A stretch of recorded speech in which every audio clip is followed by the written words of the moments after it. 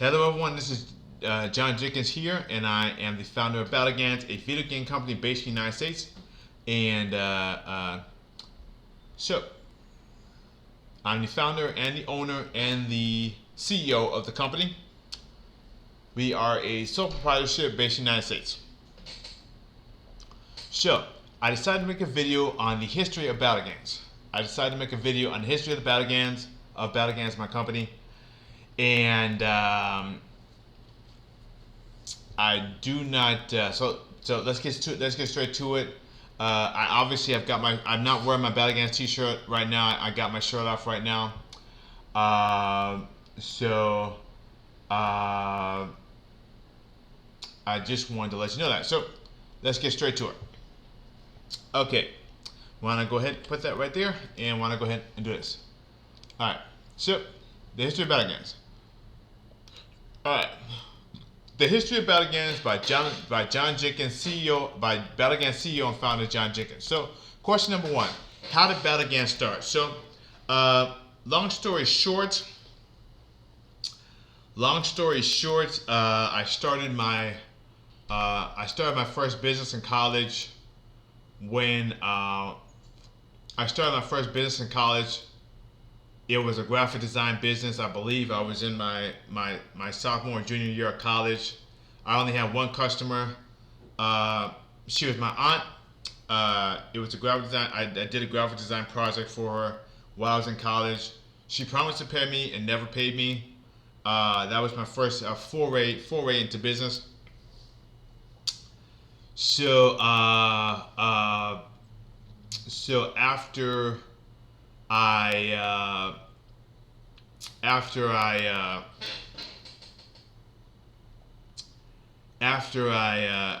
so that's so basically what happened was that my first company was a graphic design company, and then I wanted to open a after I got disowned by my family, I wanted to open a photography store. But I had no assets. I had no way of getting any investment. I had no assets, and I was disowned. I had nothing, so that business was a non-starter. I was not even able to open a store. Obviously, it would have taken millions or even billions of dollars just to get the doors open. So that's the second business, and then basically.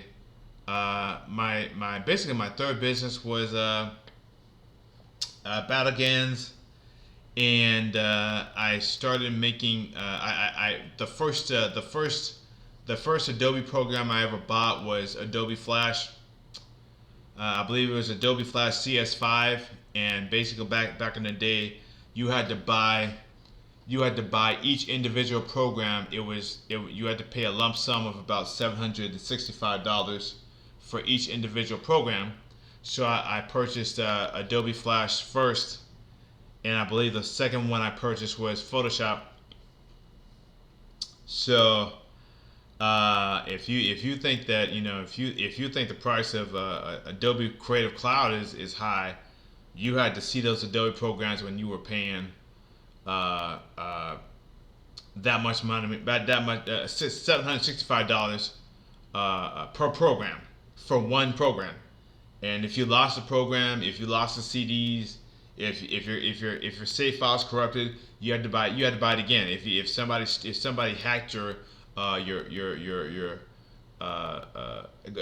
confirmation code or your unlock code, if somebody hacked your unlock code, you were out $765, and they were not going to give you a refund or anything like that. So, yeah, like I said, so I started in that was how Battleganz started. That was how Battleganz started.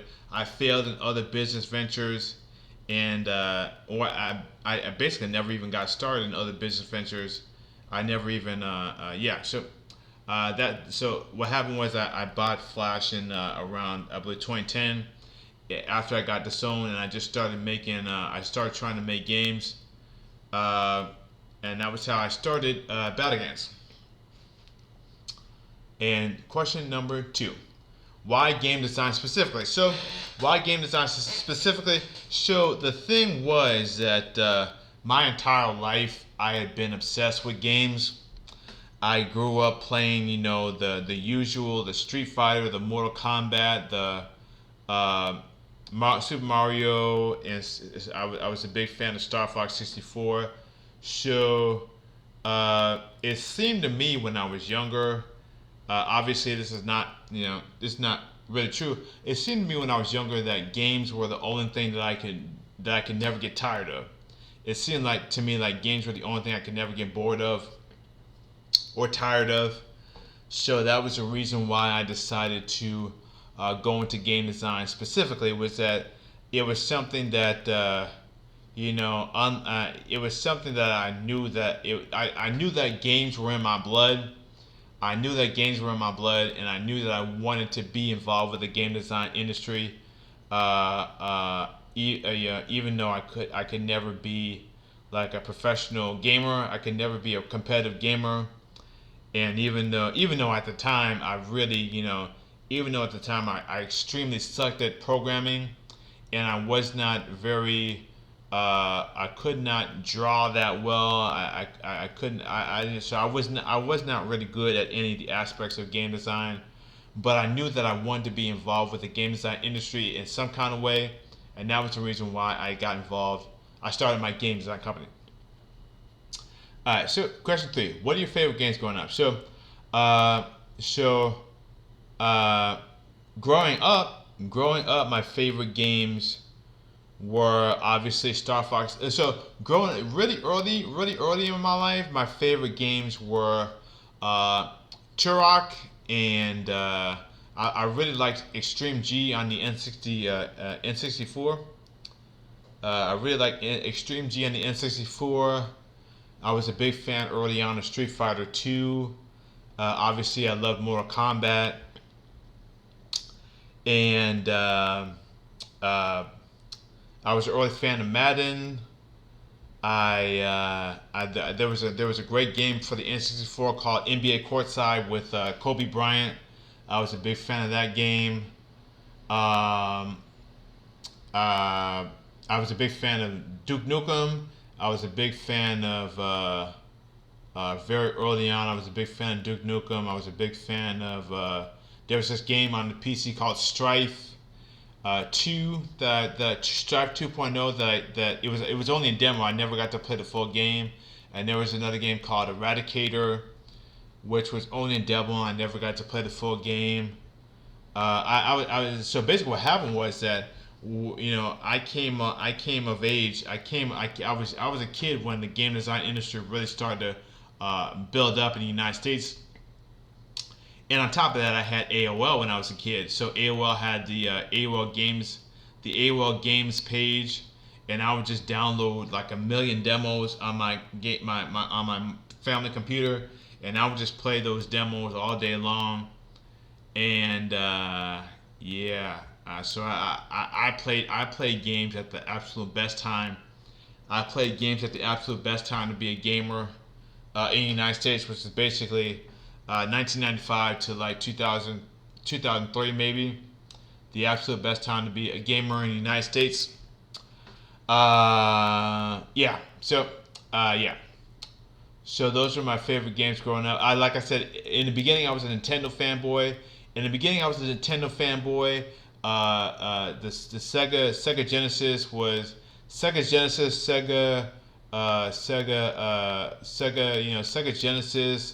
the original Sony PlayStation, uh, uh, uh, and the rest of those, all the non basically back in the day, Nintendo games were just for poor kids who just wanted to have fun.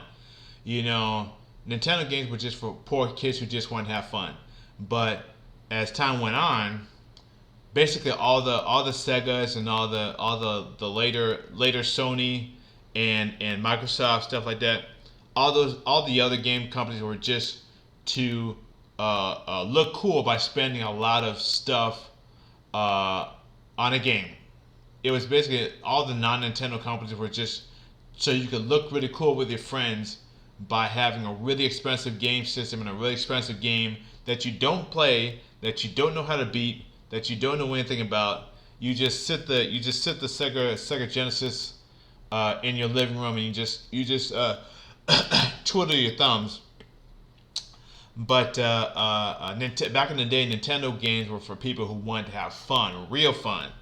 It was just fun with Nintendo. So that was my perspective back in the day. Okay, so what was the first game you ever made? So the first game I ever made was called Make the Green Square Jump. Uh, it was make the green square jump. It was a super basic flash game. All basically it was a game that it looked like a digital gaming cabinet. It looked like a digital gaming cabinet. I designed to look like a digital gaming cabinet, and basically the idea was that uh, you had to uh, you had to you had to the idea was that you had to uh, the idea was that you had to click. It had buttons on it, just like an arcade cabinet, just like a traditional arcade cabinet. There's really fancy components that I found in the flash library, flash component library. So it had these really fancy buttons on it, and you click the button and it would make the green square jump in four directions based on what you clicked: up, down, left, or right. So there was no diagonal. There was no nothing else. So it was just up, down, left, or right. And I made that game, I believe, in 2010. That was my first game. So up until in 2010 I was 25. Yeah, in 2010 I was 25 years old. So my entire life I didn't get to I didn't get to do the I didn't get to make an actual game until I was 25. How long has Battleganz been in business? So this is a complicated question. So Battleganz as a company, I started using. To make a long story short, when I graduated from 8th grade, my mom sent me to computer camp as a reward for graduating from 8th grade. And in computer camp, we would play a lot of LAN games, such as MechWarrior 3 and Recoil, stuff like that. Not that Recoil, the other Recoil, the old Recoil. So we would play games like MechWarrior 3 and stuff like that, and Worms. We played Worms.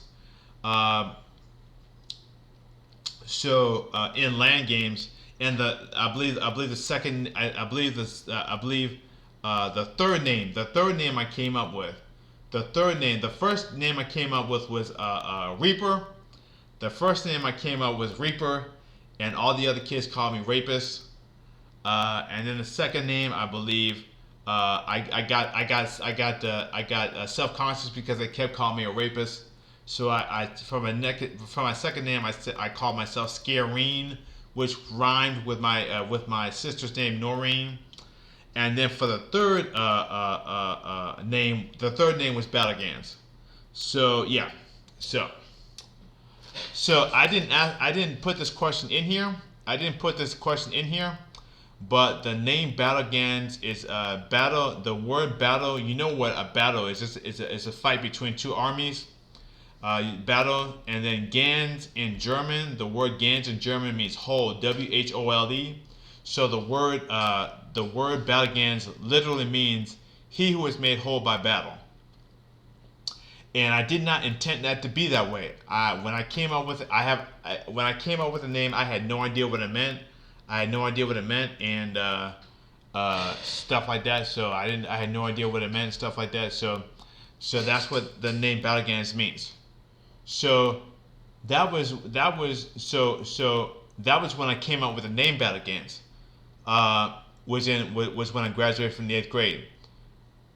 I started using the name Battleganz as a game design company in 2010, and then I did not incorporate the business. The first time I incorporated the business was May 3rd of 2019, which was the year before 6 months before the pandemic. So May 3rd of 2019 was when I first incorporated the company as an LLC. I disincorporated the company 2 months later because I couldn't, because like I said, if you got an LLC, even if you have a sole proprietorship, they expect you to be spending thousands of dollars per year, possibly even like tens of thousands or millions of dollars per year, just to keep the name, just to keep the doors open. You need to buy licenses. You need to buy business licenses. You need to buy certifications. You need to buy if you have a sole proprietorship, they expect you to pay for your DBA. They want you to buy insurance for your company, even if you have no customers. They want you to buy.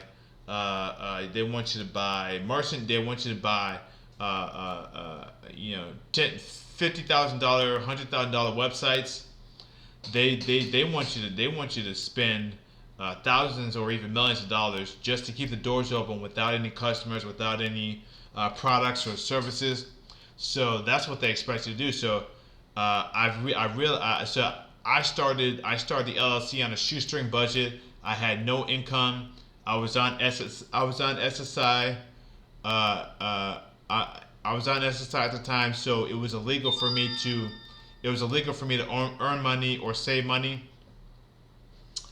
So I had no, even if I wanted to earn money to support the business, it would have been illegal for me to do so. So that was the reason why I disincorporated the company 2 months later. I just wasn't prepared. So, but I kept the Battleganz name. I kept buying Battleganz merchandise. I kept buying Battleganz T-shirts and stuff like that. And so what happened was that in 2023, in 2023 and 2024, I was forced to leave Rogers Park, which is where I incorporated the LLC. I was forced to leave Rogers Park, which is where I incorporated the LLC, and in 2024, I believe it was my. No, I'm sorry.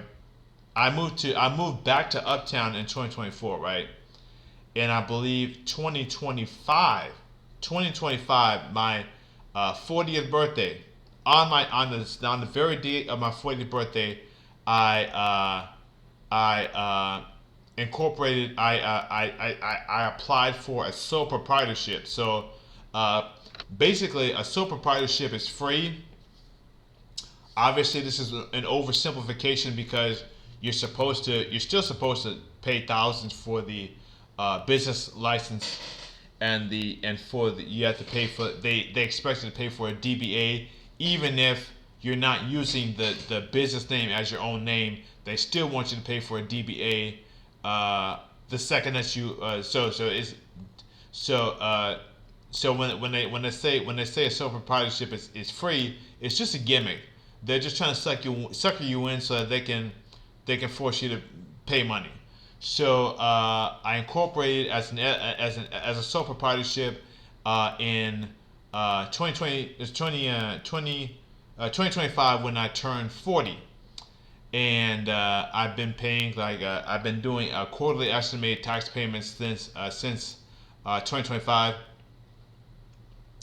Even though I have no revenues, that's a whole different story.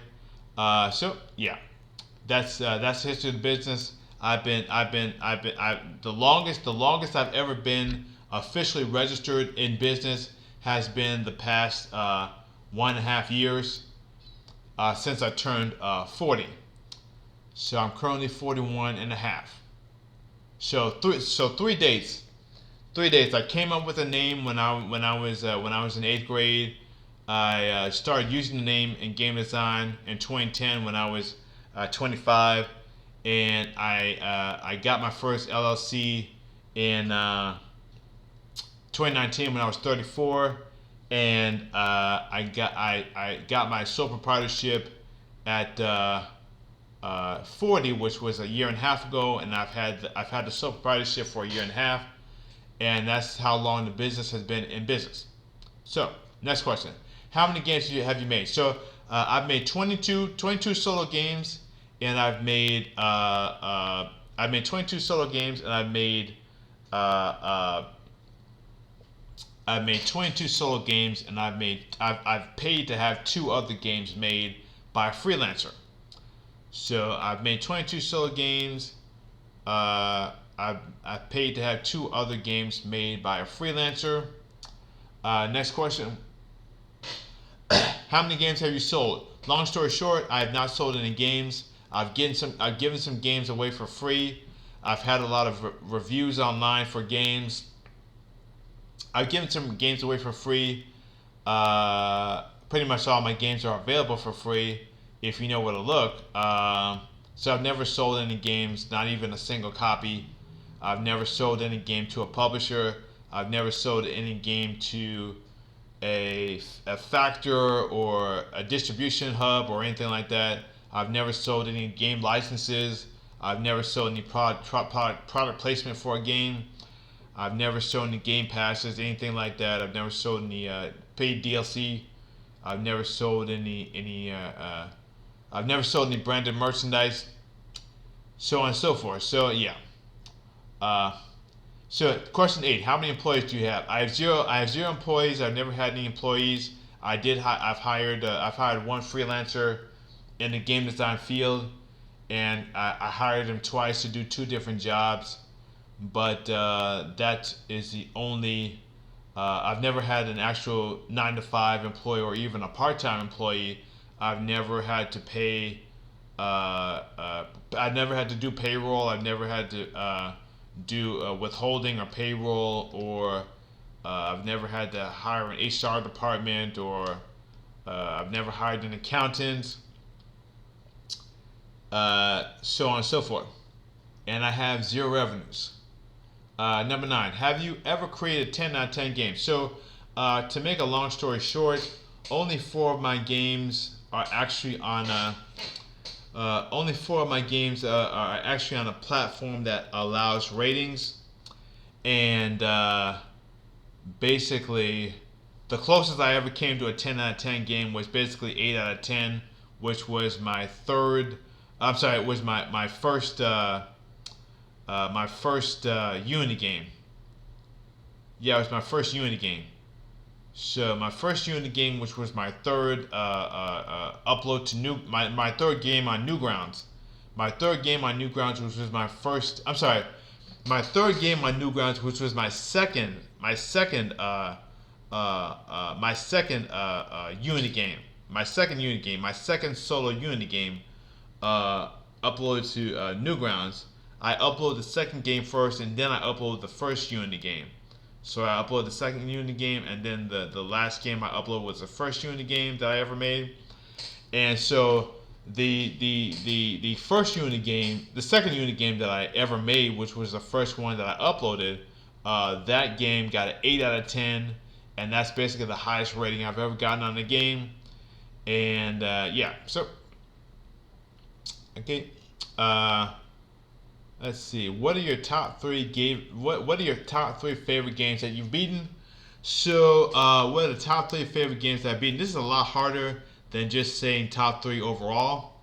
So, the top 3 favorite games that I've beaten are: number 1, obviously. Maybe I should do it by console. Maybe I should separate this into. Maybe I should separate this into console, into Nintendo, Sony, and PC, because I've never owned an Xbox or a stuff like that. So I've owned I played Sega Dreamcast, stuff like that, but I've never beaten any Sega Dreamcast games. At least my brother owned a Sega Dreamcast, and I played his Sega Dreamcast, but I've never beaten any Sega Dreamcast games. So my top 3 favorite games, I'm just gonna go Sony, Nintendo, and PC. So first, Sony. Sony, my favorite game of all time. My favorite game of all time is Gran Turismo 3. My favorite game of all time. It's the most perfect game I've ever played. I love that game. It's so much fun to play. So that's my favorite game of all time. My favorite game on Nintendo. My favorite game on Nintendo. So if I had to pick, so my favorite game on Nintendo would be no. So that wouldn't be my favorite game on Nintendo. So my favorite game of all time on Nintendo would have to be Star Fox 64. Star Fox 64. So that's my favorite. I beat every level. I beat every level on that game on every difficulty with the maximum amount of stars. So that is my favorite game on Nintendo. Beat the entire game. I unlocked every single thing about the game, including the running on foot, the multiplayer running on foot, going through the levels running on foot. So I beat that game completely, and I also unlocked everything in Gran Turismo 3. I got a solid gold in every race and license test in Gran Turismo 3. Yeah, so let's go to PC. My favorite game on PC, my favorite game on PC that I've beaten. So this is gonna be a little bit. This is gonna be a little bit of cheating, because my favorite game on the PC is Star Seas Tribes. Star Seas Tribes. So the reason why that's cheating, of course, if you've ever played Star Seas Tribes, is that Star Seas Tribes is 100% multiplayer, and it has no single player. Which so I should qualify that. So Star Seas Tribes has a single player tutorial. Star Seas Tribes has a single player tutorial. It does not have any single player actual gameplay. It has a single player tutorial which takes about 15 to 30 minutes, and I beat the single player tutorial. But basically, the main draw of Star Seas Tribes was the multiplayer, and I played the heck out of that game, and I got unlimited enjoyment out of that game. And I was so heartbroken when the game finally broke it down and got taken over by bots and stuff like that. So Star Seas Tribes was my favorite PC game of all time. So let's see. Are there any other questions? So, what's the best game you've ever made on any platform? So, what's the best game I've ever made on any platform? So, I think the only game I can really think of that's the best game I've ever made on any platform would have to be the best game I've ever made on any platform.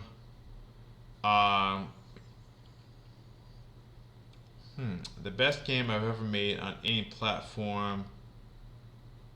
That I'll say the best game I've ever made that was my idea, not a remaking of somebody else's game, but the best game I ever made on any platform that was my idea.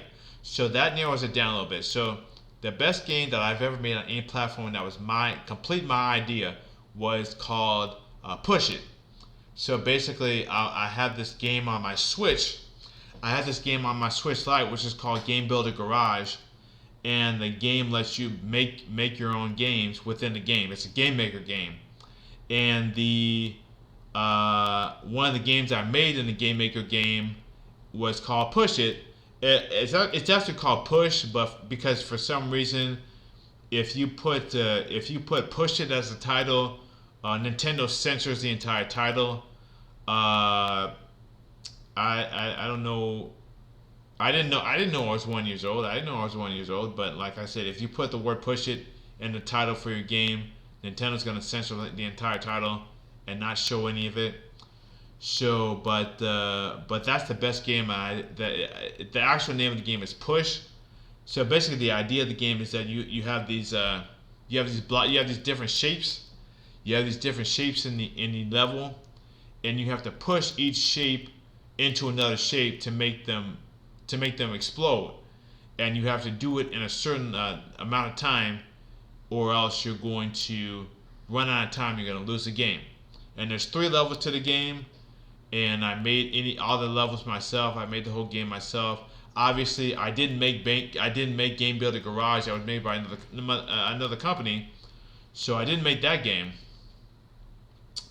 Yeah. So that's the best game I've ever made. Obviously, the game was not posted on Newgrounds. It was not posted on Steam or GOG or any of those other. It wasn't posted on itch.io. It was a proprietary game which was locked into Nintendo's game design system. So I'll never be able to. I probably won't be able to copy that game in another format without Nintendo claiming that I that I violated their copyright. So like I said, that's the best game that I've ever made. That's the best game I've ever made.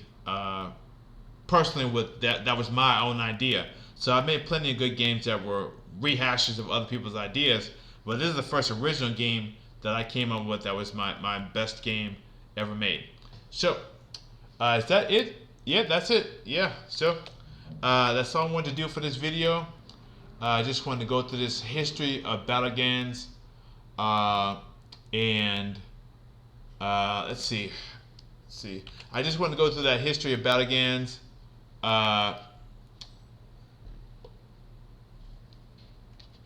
And I'll post this online. I'll see where it goes. Oh yeah, today is the 31st anniversary of. I'm sorry. Today's the 18th anniversary of the first day that I left college, which is another big milestone. Today's the 18th anniversary of when I first left college. When I first got laid off from my college internship. So I might be able to use this video to replace the other video I made commemorating this achievement, because that video likely has no audio in it. So have a great day, everyone, and goodbye.